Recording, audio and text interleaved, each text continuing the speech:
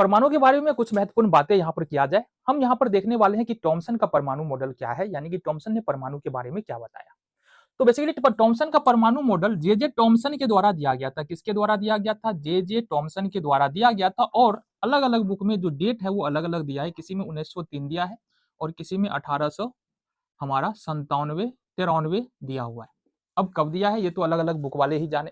ठीक है, तो चलो मान के चलो 1903 ईस्वी में दिया थॉमसन ने परमाणु का मॉडल। अब इस मॉडल में क्या बताया थॉमसन कि हमारा जो परमाणु है ना ये लगभग गोलीय होता है।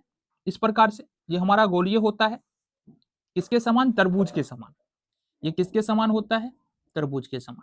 अब थॉमसन ने बताया कि जो तरबूज में लाल खाने वाला भाग है ना वो प्रोटॉन है। तो तरबूज के अंदर जो लाल खाने वाला भाग है, लाल खाने वाला भाग ये हमारा प्रोटॉन है। जबकि इलेक्ट्रॉन इस खाने वाले भाग में जिस तरह से बीज धसे होते हैं इस प्रकार से ये इलेक्ट्रॉन इसमें धसे होते हैं। या मोटा मोटी अगर हम देख ले तो लड्डू देखे हो, लड्डू हो सकता है दो तीन प्रकार के, दो से अधिक रंगों के बूंदी से बना हुआ हो। तो इस प्रकार से अगर सपोज दो रंगों के बूंदी से मिलकर हमारा लड्डू बना हुआ है तो वो लड्डू ही क्या है? हमारा एक परमाणु है।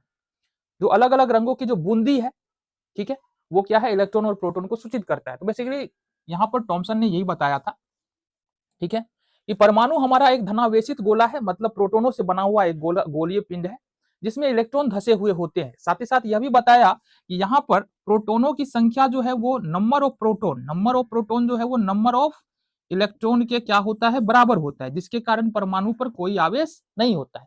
क्योंकि प्रोटॉन प्लस होता है, इलेक्ट्रॉन माइनस होता है, दोनों पर चार्ज समान होता है।